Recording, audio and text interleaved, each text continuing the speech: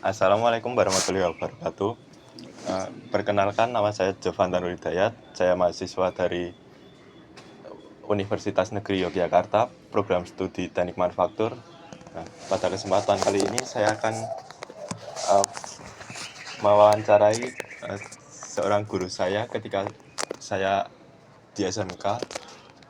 Nah, sebelumnya saya mengucapkan terima kasih kepada Bu Yuli telah bersedia meluangkan waktu dan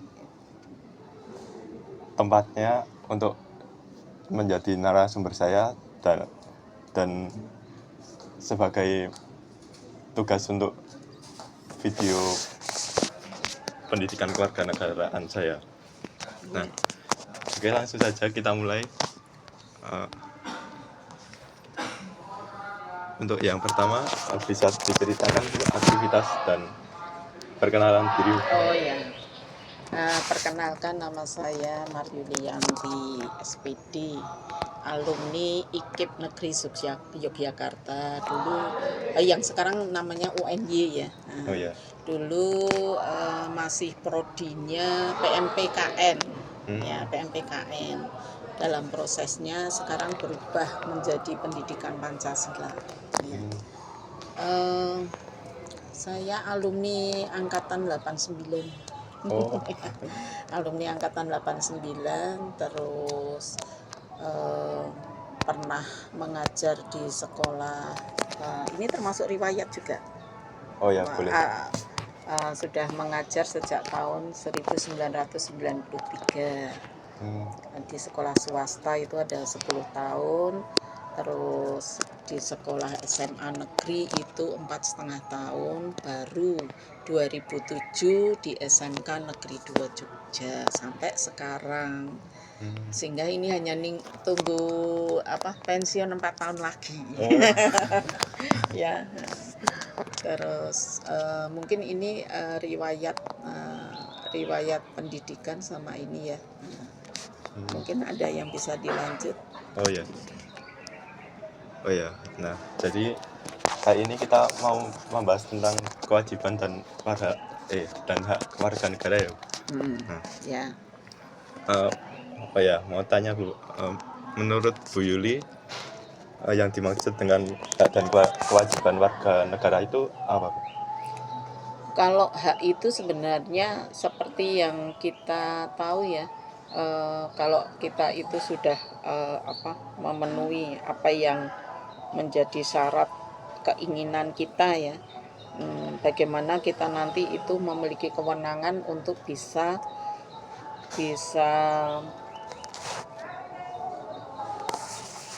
entah nanti dikat toh nek misalnya nganu.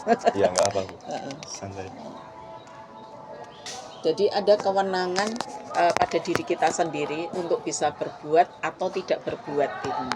Tapi itu ada aturan mainnya. Ada aturan mainnya itu berdasarkan aturan undang-undang atau mungkin hukum atau dari aturan moralitas di situ. Jadi kalau kita punya beberapa norma, itu ada aturan-aturan yang berhubungan dengan norma.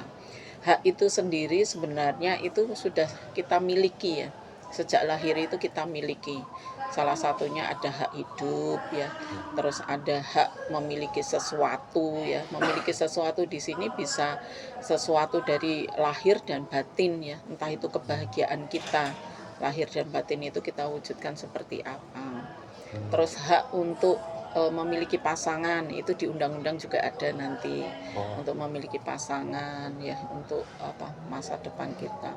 Termasuk hak kebebasan, yaitu kebebasan untuk meraih apa yang diinginkan itu. Keinginan itu harus diwujudkan. Cuma itu nanti diatur di dalam aturan di dalam negara atau enggak. Nah, negara kita mengatur itu. Hak dan kewajiban itu kalau di Undang-Undang Dasar 45 yang dulu itu diatur di dalam pasal 27 sampai pasal 34. Nanti haknya apa, kewajibannya apa. Kalau sekarang memakai Undang-Undang Dasar NRI ya tahun 1945 yang sudah diamandemen sampai 4 kali itu. Nah, itu nanti aturannya juga malah lebih jelimet di undang-undang itu ya. Kalian bisa ngapain, kalian harus seperti apa. Nah, terus bagaimana nanti dihubungkan dengan kewajibannya. Kalau kewajiban itu adalah ranah yang memang sudah harus di ini ya, apa yang harus kita lakukan terhadap aturan yang sudah ada, gitu loh. Misalnya kewajiban kita di dalam beberapa pasal itu kayak membayar pajak ya, membela negara gitu, itu termasuk kewajiban kita. Tapi apakah hak dan kewajiban ini sudah seimbang? Harapannya negara itu kan ada keseimbangan ya antara hak dan kewajiban. Tapi kenyataannya akhir-akhir ini kita malah lebih dituntut kewajiban kita daripada hak kita. Kalau dilihat dari undang-undang itu sendiri. Tuh sudah tak singgung loh kewajibannya langsung. Ya. Oh ya, lanjut ya Bu. Ya. Kalau masyarakat itu perlu enggak ya Bu memahami hak dan warga negara? Harus ya. Karena sejak manusia itu lahir sebenarnya kan sudah tahu haknya apa. Hak hidup itu kan termasuk hak hidup, hak bahagia, hak mendapatkan keluarga yang harmonis. Itu kan berarti masyarakat itu sudah harus tahu hak dan kewajibannya seperti apa. Nanti kewajiban itu kan beralih pada saat warga negara itu atau masyarakat itu tahu kewajiban dia ada di lingkungan keluarga apa. Kalau dia seorang bapak, seorang ibu, kewajibannya apa terhadap anaknya ya. Nanti terhadap keluarganya harus seperti apa, terhadap masyarakatnya juga harus seperti apa, terhadap negaranya juga seperti apa. Kalau dia bekerja, dia kewajiban terhadap pekerjaannya apa, profesinya apa. Jadi semuanya itu kan sudah ada landasan pondasi. Dan kita harus tahu sejak awal kita itu lahir, itu kita itu sudah sebenarnya punya hak dan kewajiban. Sehingga kalau misalnya ada anak yang dia sudah wayai lahir tapi akhirnya dia diperlakukan atau ada sesuatu yang orang luar itu tidak menghendaki dia lahir, berarti dia haknya sudah dilanggar secara hukum gitu loh. Dan itu dia berhak walaupun dia tidak bisa teriak karena masih mungkin di dalam kandungan atau dia masih bayi. Masyarakat atau hukum itu nanti yang akan mengaturnya gitu loh. Jadi nanti dia berbenturan dengan apa? Oh, berbenturan dengan kriminalitas. Oh, berbenturan haknya dilanggar. Sehingga anak itu selalu dilindungi ya. Sampai nanti dia dewasa di dalam hukum itu dilindungi hak dan kewajiban. Apalagi di dalam masyarakat. Apalagi oh ya, kalau hak sebagai warga negara itu, kalau menurut Bu Yuli itu yang paling penting gitu apa Bu? Kalau yang paling penting sebenarnya semuanya penting ya. Karena itu adalah melekat pada diri kita. Hak dan kewajiban itu kan melekat pada diri kita. Cuma yang akhir-akhir ini negara itu tidak ada di dalam masyarakatnya, itu ada beberapa yang perwujudan dari hak dan kewajiban itu yang mereka abaikan gitu. Jadi nggak secara keseluruhan hilang, tapi diabaikan oleh negara. Contohnya pendidikan. Sebenarnya kita itu pendidikan sudah harus free sampai SMA, SMK, tapi kenyataannya enggak. Harusnya itu kamu kuliah di UNY itu sebenarnya sudah harus free gitu loh. Sebenarnya kalau kita konsekuen dengan tinggal landas kita itu sebenarnya sudah ini kewajiban negara untuk ada di dunia pendidikan. Terus misalnya BPJS, dulu itu BPJS itu ditanggung negara. Tapi akhir-akhir ini malah kita justru bayar, ya kan? Itu sebenarnya kewajiban negara itu untuk melindungi yang hubungannya dengan kesehatan, hubungannya dengan kesejahteraan. Itu sebenarnya negara harus ada. Jangan itu malah menjadi beban warga negara atau masyarakatnya. Nah, ini ada beberapa hak dan kewajiban yang sudah mulai diabaikan. Yang prioritasnya kalau Bu Yuli lebih cenderung pada pendidikan, kesejahteraan. Terus nanti adik-adikmu dari SMK itu kan rata-rata mereka lulus itu kan harus ada lapangan pekerjaan. Oh iya. Nanti kamu lulus ya sebagai sarjana juga sudah harus ada lapangan pekerjaan, dan itu tugas negara memberikan lapangan pekerjaan itu. Tapi kita tunggu janji-janji negara untuk ada memberikan lapangan pekerjaan itu bisa enggak. Jangan malah dengan aturan-aturan tenaga kerja yang malah ada batas minimal UMR ya, sebenarnya sudah nggak layak ya, nggak layak untuk kehidupan dari warga negara itu sendiri gitu, dari rakyat itu sendiri. Jadi negara itu, kalau kita sudah memenuhi kewajiban kita, maka negara juga harus memenuhi apa yang menjadi standar di undang-undang itu, di Undang-Undang Dasar 45 terutama. Itu. Oh iya. Ya. Oh iya. Ya, lanjut ya, Bu. Kalau Bu Yuli itu pernah lihat kayak ada orang yang mengalami pelanggaran hak warga negara gitu apa enggak, Bu? Misalkan kayak ada anak didiknya ibu yang misalkan pendidikannya harus bayar apa gitu, terus kemudian terbatas karena kondisi ekonominya dia gitu. Sering ya. Saya dulu waktu di sekolah swasta itu anak-anak itu rata-rata dari anak-anak tidak mampu. Jadi sekolah itu memberikan donasi, anak itu free untuk tidak bayar, atau anak itu diberi dispensasi untuk bayar. Jadi harusnya dia lulus itu sudah lunas semua, ternyata nggak lunas. Nah, kita sekolah itu kadang mencarikan donatur gitu untuk memenuhi kewajiban mereka untuk bayar di sekolah. Karena sekolah swasta itu kalau tidak ada donasi dari orang tua atau wali itu nggak akan jalan. Berbeda dengan sekolah negeri ya. Walaupun nggak ada donasi dari orang tua, bisa jalan walaupun seadanya. Karena ya, jangan berharap fasilitas lebih gitu loh sekolah itu kalau nggak ada ikut kesertaan dari orang tua. Nah, sebenarnya yang harus hadir itu pemerintah itu. Kalau sudah konsekuen 12 tahun untuk free atau nanti ditambah SMA SMK free, ya itu harusnya semua biaya operasional di dalam sekolah itu sudah harus ditanggung oleh pemerintah atau negara. Tapi kenyataannya kan tidak seindah yang kita bayangkan ya. Banyak sekali hal-hal yang misalnya di sekolah-sekolah favorit aja juga ada beberapa kasus ya, anak itu haknya tidak terpenuhi, kewajibannya juga dia sulit ya. Itu juga banyak kendala-kendala seperti itu, sehingga sebenarnya tidak ada dinding mengenai hak dan kewajiban yang bermasalah itu mengenai anak itu mampu dan tidak mampu.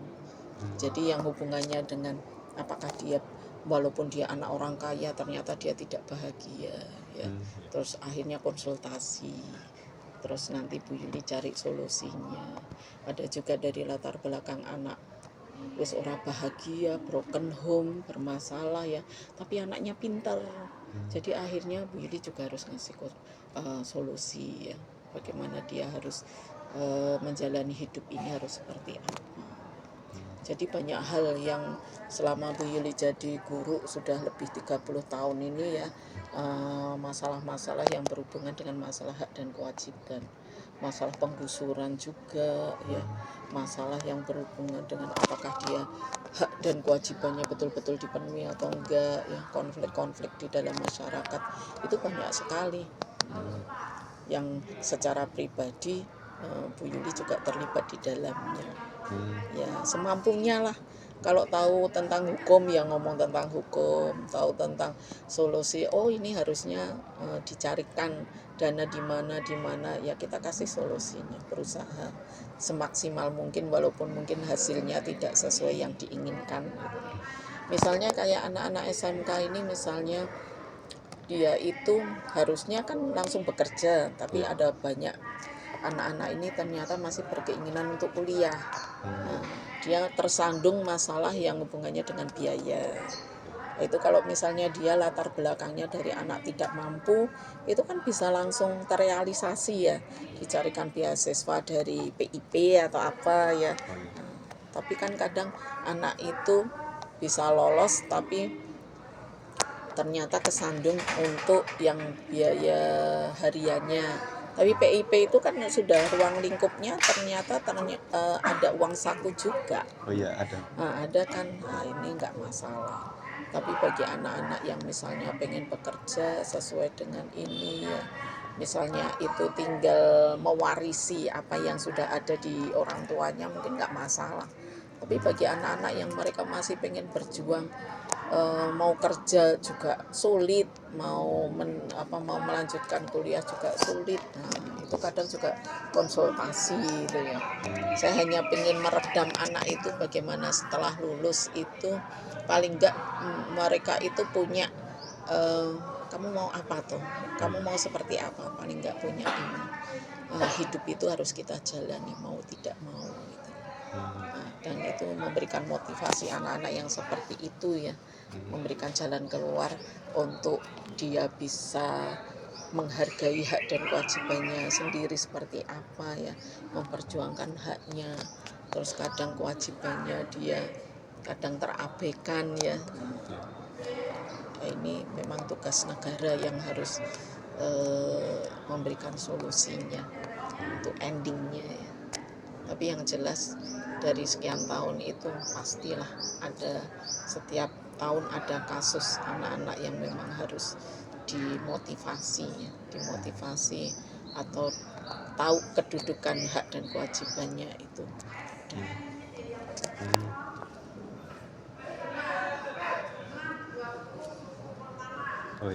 Oh ya, lanjut ya Bu. Misal kita mengkritik ke pemerintah itu termasuk hak apa bukan ya Bu? Termasuk hak sesuai dengan pasal 28 ya. Itu kita itu punya hak memberikan saran, kritikan ya, solusi terhadap negara. Tapi kan tergantung dari penguasa ya, mau dikritik apa enggak. Bilangnya sih mau, tapi ternyata di undang-undangnya ada pasal-pasal yang ternyata kalau kamu mengkritik harus sesuai dengan aturan gitu. Misalnya mau demo harus sudah lapor ke polisi dulu ya. Terus jamnya kapan, berapa jam dia demo, tempatnya mana, yang dilewati mana, itu sudah ada ketentuan itu loh. Sehingga kalau kita misalnya mengkritiknya melalui media sosial itu nanti nek rodok pemerintah atau negara itu nggak bisa menerima kritikan kita atau kita dilacak, ya kan? Jadi seperti itu. Sehingga sebenarnya hak dan kewajiban itu ada, atau kita mengkritik pada pemerintah atau memberikan hak suara kita itu mereka harusnya mau menerima apa yang menjadi unek-unek kita ya selama ini yang berhubungan dengan masalah pasal 27 sampai 34 itu tadi. Kalau rakyat itu merasa tidak terpenuhi dari haknya di pasal-pasal itu, kalau dia memberikan masukan pada negara harus diterima. Jangan malah justru itu dianggap sebagai musuh negara. Ya, negara ini nanti ada dan baik ke depannya itu kan tergantung pada pemimpin, tergantung pada rakyatnya. Ya, jangan rakyat itu malah dibebani pajak yang terlalu berat ya, tapi mendapatkan pekerjaan sulit ya. Terus untuk kuliah sulit ya, biaya kuliah mahal ya. Generasi muda kita itu sekarang kritis. Mereka itu ada, apalagi medsos itu kan luar biasa ya dampaknya. Kalau sudah viral itu ya, tanggapannya luar biasa. Dan ini jangan dianggap sebagai musuh. Ya, jangan dianggap saran-saran atau kritikan warga negara yang baik ini malah dijadikan dia sebagai kendala untuk majunya suatu pemerintah. Oh ya, sama kayak yang kasus UI kemarin ya Bu? Ya. Oh ya, kalau menurut Bu Yuli, kita atau sebagai warga negara ini, menurut Bu Yuli haknya udah terpenuhi belum Bu? Kita sebagai warga negara ini. Sekarang tak tanya Jovan, kamu sudah merasa terpenuhi belum? Ada yang merasa kamu sudah welfare state atau belum? Merasa sejahtera belum? sebagai warga negara selama kamu kecil sampai sekarang bisa kuliah, apakah sudah terpenuhi, Bro? Oh ya, kalau menurut saya sendiri sih, alhamdulillah kayaknya udah, Bu. Udah. Ya, mulai dari kebetulan saya sekolah dari SD sampai SMK ini di negeri, jadi ada bantuan dari pemerintah gitu. Sampai di kuliah ini juga alhamdulillah Ada PIP ya dapat KIPK gitu. Jadi ya saya udah memenuhi ya. gitu. Ini kan sebagian ya. Ya. Yang mayoritas itu kalau kamu pengen objektif ya di pedalaman-pedalaman, apakah mereka bisa menikmati seperti apa yang kamu nikmati apa belum. Misalnya hubungannya dengan media sosial, internet ya, sudah terjangkau atau belum. Kalau mereka sudah terjangkau, mereka merasa puas, nah itu bisa dijadikan bahwa mereka untuk hak dan kewajibannya dan kehadiran dari negara itu ada untuk rakyatnya. Tapi kalau masih ada yang banyak mengeluh, misalnya kok padi mereka tidak bisa dijual dengan harga yang sesuai pada saat dia menanam, pupuknya harganya tinggi, pada saat dijual kok harganya jadi turun atau murah, itu berarti belum masyarakat atau petani itu belum merasakan adanya ini ya, merasa belum negara itu ada untuk mereka. Jadi ada yang sekelompok kecil, sekelompok besar, kita kan kadang juga harus tahu ya, harus tahu suara-suara itu yang sudah viral seperti apa, orang-orang yang memang sudah bisa menikmati seperti apa. Nah, itu baru kita ini bisa menempatkan itu, menyatakan ada dan tidak itu kan juga sifatnya memang harus ditelusuri ya, nggak bisa secara objektivitas mungkin merasakan. Mungkin orang yang anak-anak yang sudah berada di negeri mungkin merasakan ini sudah fasilitasnya bagus, sekolahnya bagus ya, apalagi di SMK 2 apa-apa sudah ada ya. Kalian nggak merasakan kendala, tapi coba yang misalnya mereka di swasta, seperti Bu Yuli pernah merasakan 10 tahun di swasta yang mayoritas anak-anaknya dari kurang mampu, mungkin jawabannya akan berbeda dengan Jovanta, ya kan? Keluarganya nggak harmonis, orang tuanya kerja, harus mencari nafkah ya, tidak bisa memperhatikan perkembangan dari anak-anaknya. Mereka kayaknya hidupnya dianggap kamu yang penting kamu sekolah lulus ya. Jadi kalau dibalik, gimana Bu, Kang Putro kayak gini, sudahlah, Bapak Ibu guru, terutama Bu Yuli, saya mau borong anak saya mau jadi apa. Itu loh, kepasrahan dari orang tua yang kayak sudah mengalami frustasi ya, untuk menjaga anak-anaknya aja mereka nggak sanggup. Ini harus ada solusinya juga. Apalagi sekarang kita melihat ya, anak-anak perempuan sekarang banyak yang kerja. Terus mereka kalau mau punya anaknya mau dititipkan siapa? Itu loh, ya kan? Kasus-kasus yang kemarin daycare yang nggak bertanggung jawab ya. Mungkin ada pengasuh juga yang nggak bertanggung jawab. Mungkin pada saat mereka bayaran mereka suka, tapi pada saat mereka harus menjalankan pekerjaan, mereka mengalami suatu kejenuhan atau apa ya, nggak tahu. Yang mereka rasakan, mereka juga mungkin secara pribadi punya masalah-masalah yang mereka juga bingung untuk menyelesaikannya. Kompleks Mas, kalau mau ditanya kompleks sekali ya. Tinggal merujuk kemana. Ya lanjut ya Bu. Kalau sekarang, kalau tadi kan kita udah bicara tentang hak. Nah, kalau sekarang kewajiban. Nah, kalau menurut Bu Yuli itu kewajiban kita sebagai warga negara itu yang paling penting apa ya? Kalau paling penting buat negara apa paling penting buat kita? Dua-duanya boleh Bu. Dua-duanya. Kalau bagi negara yang penting masyarakat atau warga negara membayar pajak ya sesuai ketentuannya. Iya. Apapun dipajaki ya. Tapi Iya. kita kadang nggak terasa ya. Misalnya kalau kita ke supermarket, sebenarnya pajak di supermarket itu kita yang nanggung. Oh, iya. Kalau kalian misalnya makan di restoran, itu pajak restoran kita yang nanggung, Oh, iya. bukan restorannya itu. Parkir aja lah, kita juga kena pajak, walaupun kita hanya berapa menit ya. Iya. Yang nggak ada pajaknya itu mungkin di fotokopi ya. Misalnya kita mau fotokopi 1 lembar kok parkirnya 2.000 atau 3.000 sendiri ya. Walaupun kemarin ada ketentuan parkir di kota Jogja itu kalau sepeda motor hanya 1.000, mobil 2.000. Tapi apa itu realisasinya seperti itu? Enggak kan? Kalau misalnya ada liburan-liburan seperti ini kan kesempatan parkir itu dinaikkan. Karena kan ruang parkir di kota Jogja itu juga sempit, otomatis kalau dia parkir mau nggak mau disuruh bayar sekian juga mau kan. Nah ini masyarakat kadang memberikan kewajibannya itu kadang nggak ikhlas atau ada yang ikhlas ya. Misalnya kayak pajak bumi bangunan setiap tahun kok naik terus ya.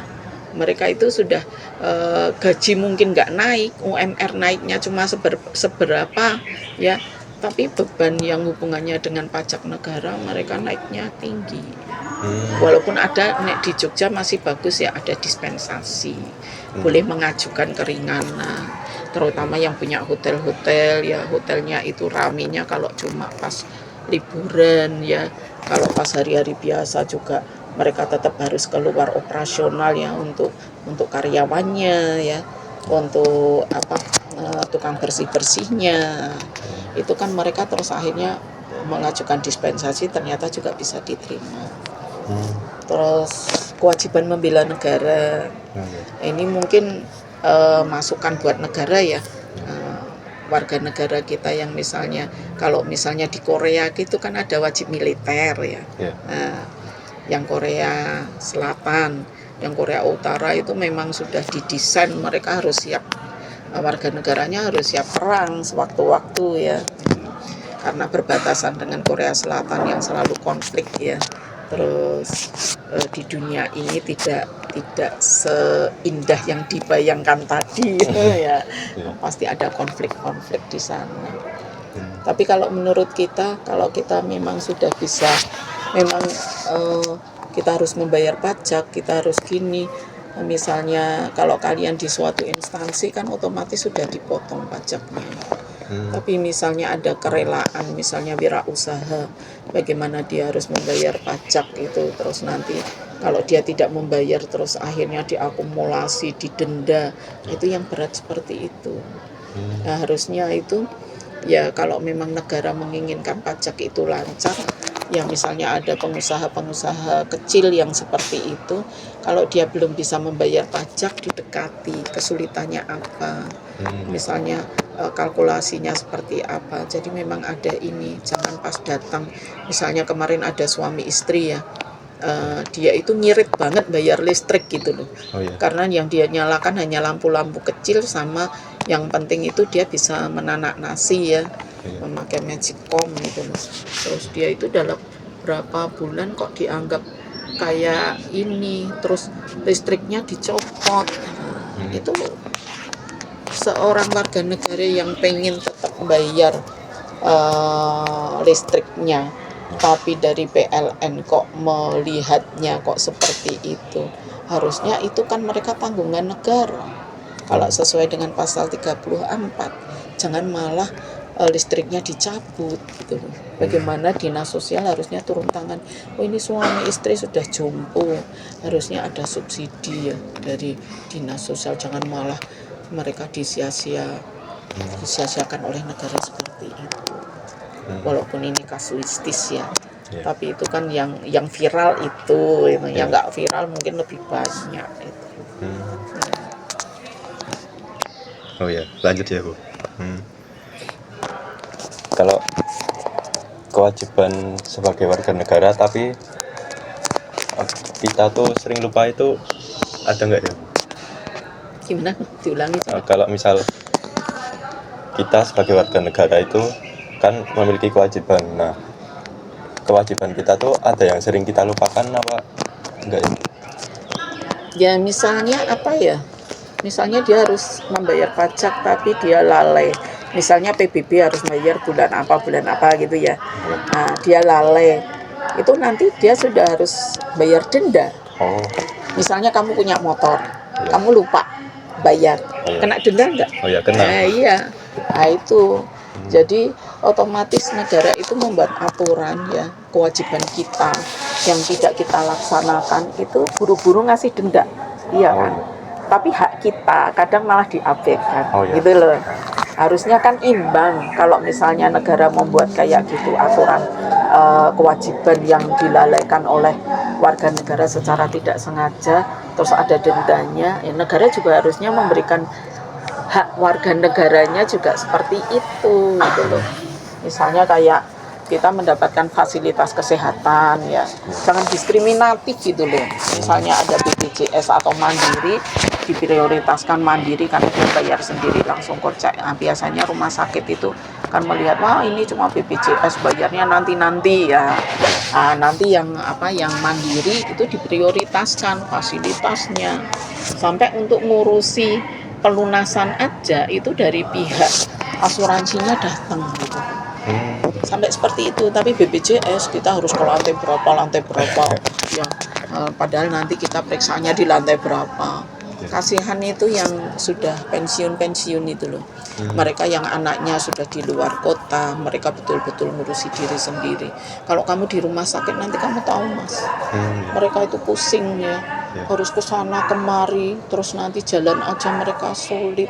Ternyata dia ditemani hanya dengan pasangan hidupnya, kadang dia sudah sendiri harus ngurus seperti itu, kakinya udah mulai nggak bisa diajak naik turun tangga. Nah, ini negara di mana yang seperti ini memberikan pelayanan yang cepat, gercep gitu loh, seperti dia kalau meminta kewajiban terhadap warga negara.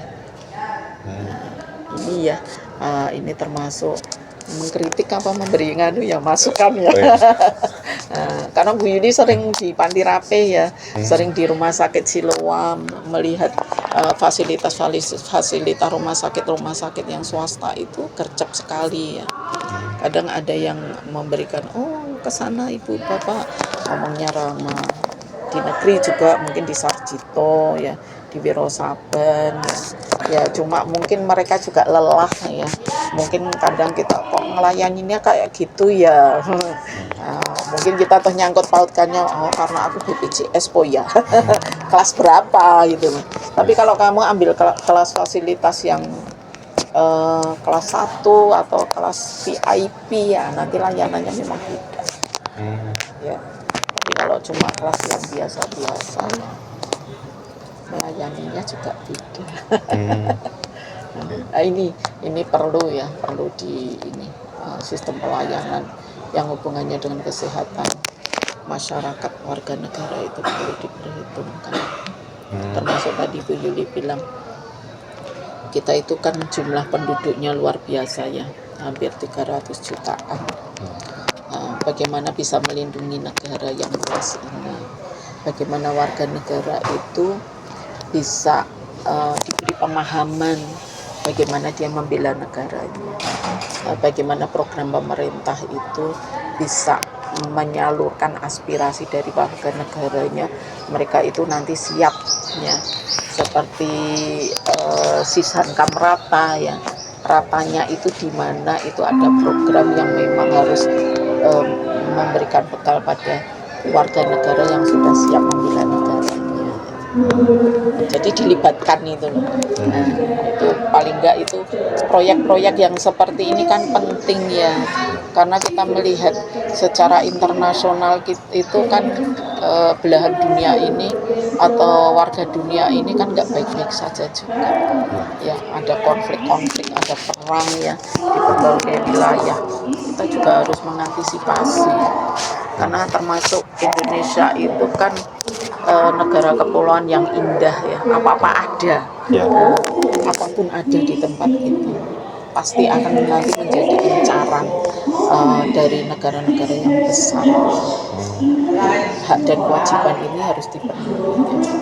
Bagaimana negara itu memberikan sistem pertahanan yang bagus, militer yang bagus. Jangan malah militernya ngurusi MBG, ya, ngurusi nanam padi, ngurusi ini. Biar mereka itu fokus memberikan pertahanan, keamanan, kenyamanan buat kita. Malah jangan dialihkan untuk pekerjaan-pekerjaan yang sebenarnya rakyat bisa melakukannya. Ya padi itu diurusi petani aja itu. MBG itu nggak usah perlu tentara, perlu polisi, nggak perlu itu loh. Biar ditangani, biar itu nanti menjadi modal dan pekerjaan buat warga negara yang belum mendapatkan pekerjaan. Jangan hanya orang-orang di partai politiknya saja yang mendapatkan pekerjaan, tapi rakyat itu yang mereka rata-rata sudah lulus harus cari kerja, diberi prioritas. Kemarin kan ada juga itu ya, yang hubungannya dengan Koperasi Merah Putih.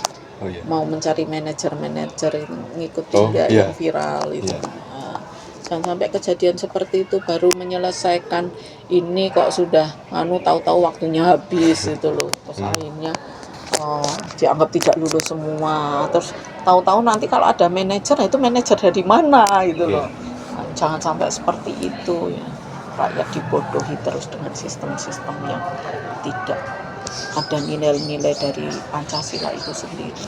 Saya kok mikirnya gini ya, sekarang banyak kita itu warga negara itu berusaha terhadap nilai-nilai Pancasila itu luar biasa mendekati, terutama hubungannya dengan karakter, kejujuran. Tapi malah justru pejabat-pejabat kita jauh dari nilai-nilai Pancasila itu sendiri. Iya kan? Nah, kamu merasakan nggak itu? Ya. Kalau tadi kan itu kita udah menjalankan kewajiban, tapi haknya kurang ya. Nah, kalau diabaikan. Oh ya. Nah, kalau misal menurut Bu Yuli itu, kalau misal kita yang kewajibannya kurang tapi kita nuntut hak itu gimana menurut Bu Yuli? Nah, itu porsinya nggak pas juga ya.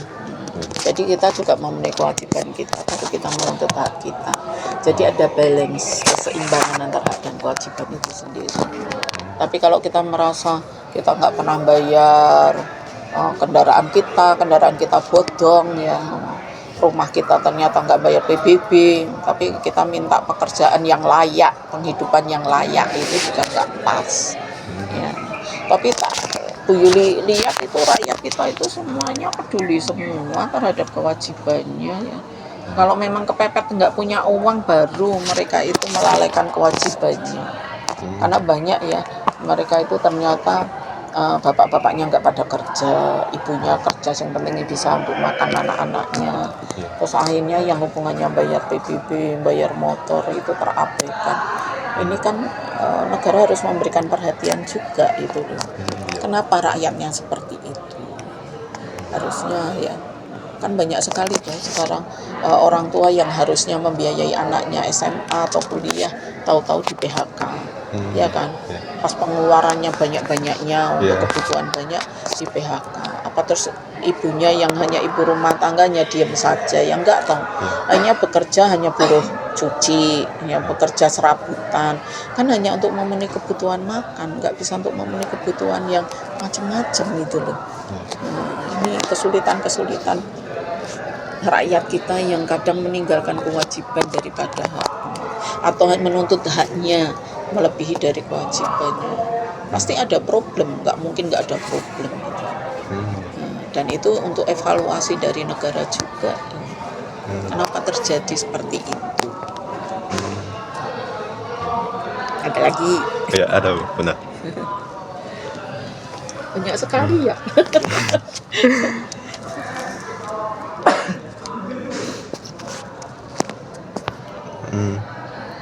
Ya, kalau menurut Bu Yuli itu generasi muda sekarang tuh udah peduli hak sama kewajiban itu belum? Kalau mereka tidak diabaikan, mereka peduli.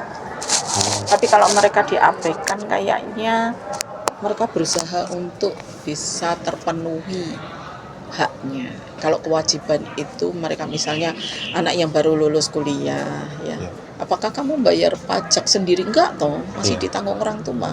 Tapi kalau nanti generasimu itu lulus kuliah atau sudah bisa kerja, sudah memenuhi, pasti akan memenuhi hak dan kewajibannya.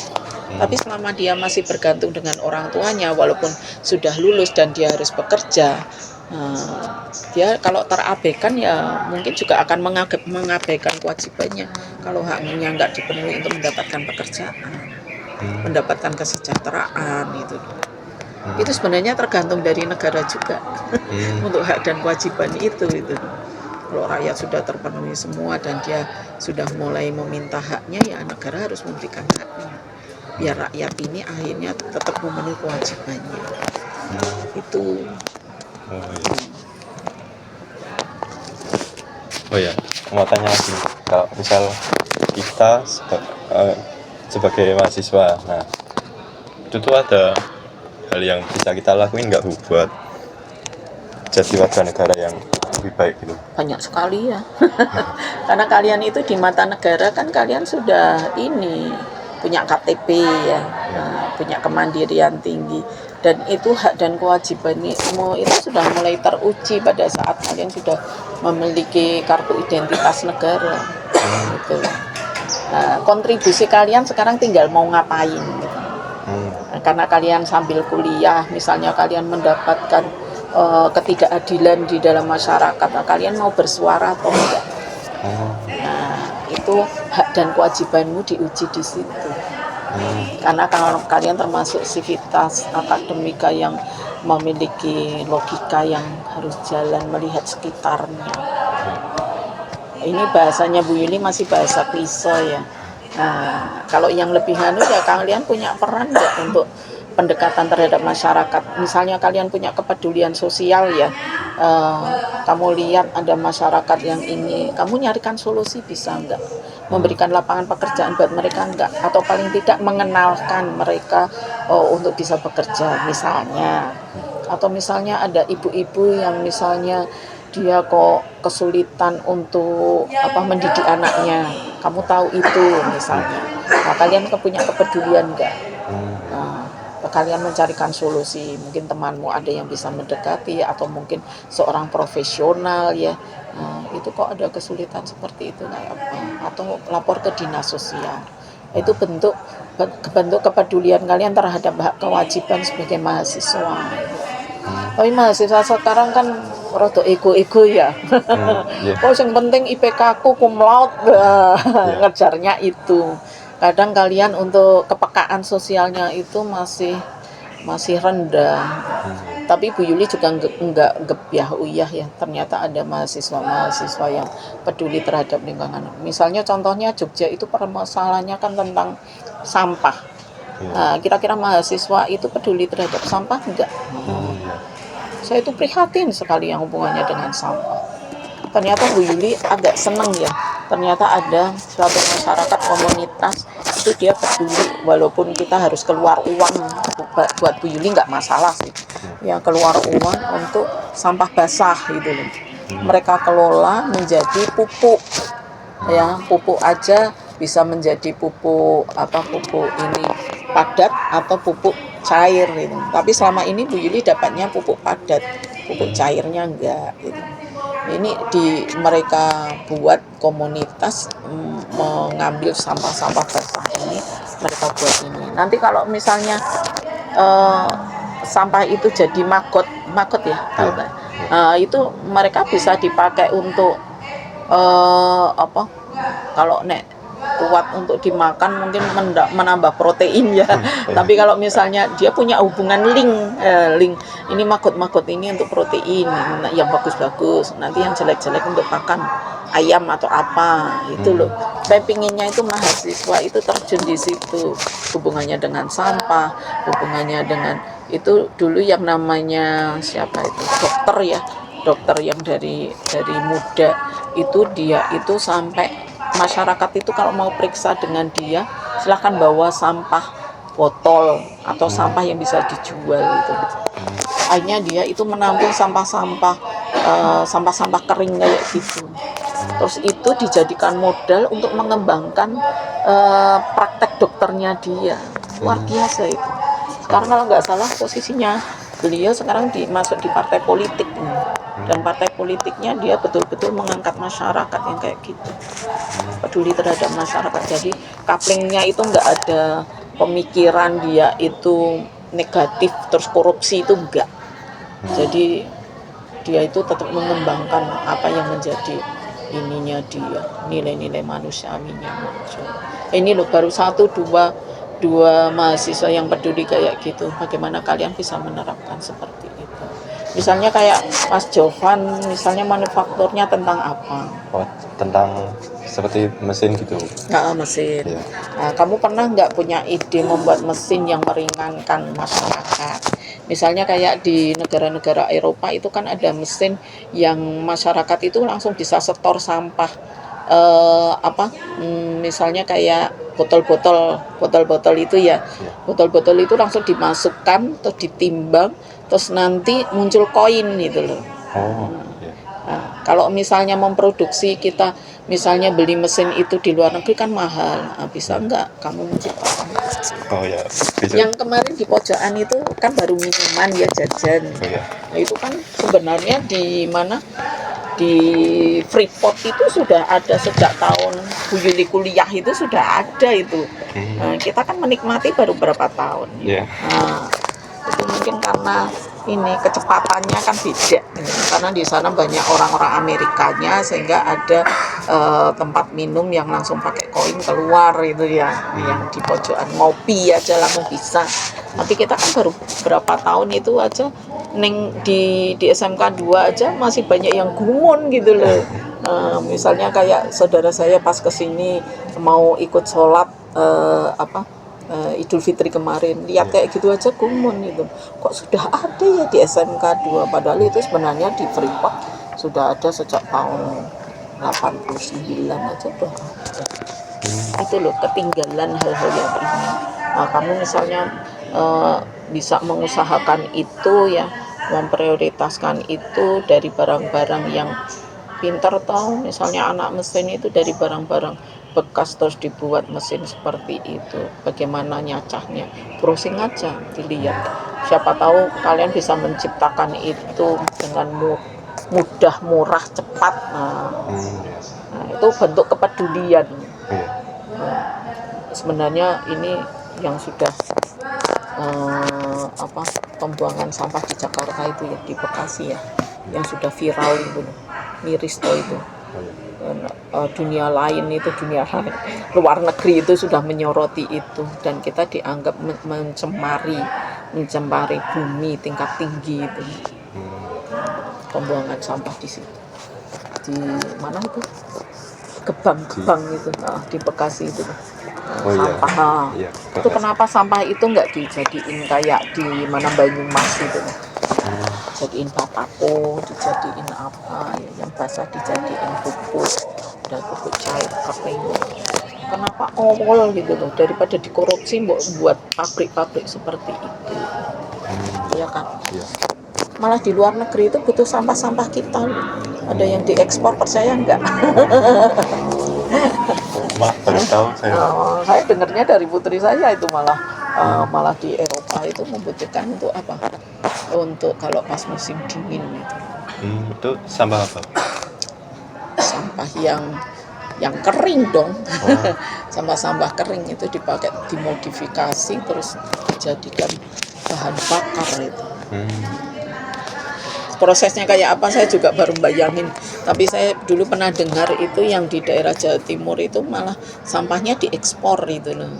Tapi yang di mana itu mereka butuh untuk penghangat itu. Oh ya, terakhir nih Bu, dari Bu Yuli ada nggak Bu pesan buat mahasiswa tentang hak dan kewajiban kayak gini? Ya silakan kalian ya, sebagai mahasiswa paling tidak ada kepedulian sosial untuk bisa menerapkan hak dan kewajiban. Kalau kalian bisa menuntut hakmu, ya berikan kewajiban kalian itu membela negara dalam bentuk yang lain, ya. Memberikan harapan hidup yang lebih banyak terhadap masyarakat yang mungkin mengalami mengalami frustasi. Ya, kalau kita melihat di sekitar kita atau kampung-kampung yang misalnya banyak sekali mereka itu mayoritas ada pengangguran atau apa ya, kira-kira kalian itu bisa mendata apa yang mereka butuhkan sebagai kepedulian mahasiswa mengabdi pada masyarakat. Sudah kamu coba waktu-waktu luang kalian untuk membuat proyek-proyek kepedulian tentang hak dan kewajiban ini? Bu Yuli pengen lihat sekali, terutama murid-muridnya Bu Yuli itu ada kepedulian kayak gitu terhadap masyarakat yang membutuhkan seperti itu. Atau mungkin kalian nanti membuat komunitas bentuk kayak paruh waktu ya, paruh waktu. Misalnya di masyarakat itu ternyata balitanya banyak, orang tuanya kerja, bagaimana kalian membuat komunitas menangani anak-anak balita itu, ya kayak daycare tapi yang mahasiswa dalam bentuk paruh waktu. Nah, memang harus minta ini ya. Terus kalian kan pintar membuat fasilitas CCTV online untuk orang tuanya. Daycare yang dipercayakan sekarang kayak gitu. Jadi anak-anak itu mau kalian buat seperti apa, nah itu nanti ini. Atau kalian membuat mainan-mainan di kampung-kampung itu menyumbangkan ini, misalnya kayak anak mesin pengen nyumbangkan biar anak-anak itu sehat. Bagaimana kalian membuat permainan-permainan di kampung itu dengan peralatan-peralatan kalian ya, yang mendukung anak itu tidak obesitas, kesehatan dijaga. Kita kan belum punya itu ya, sedangkan di luar negeri sudah ada itu. Jadi anak itu selama sekolah tidak boleh obesitas gitu loh. Dan itu diberi ini, ada pendampingan itu loh, pendampingan. Itu sesuai dengan jurusan kalian masing-masing. Jadi kalian bisa membuat komunitas untuk pengabdian terhadap masyarakat itu, pengabdian terhadap negara melalui masyarakat dulu, masyarakat yang kalian butuhkan.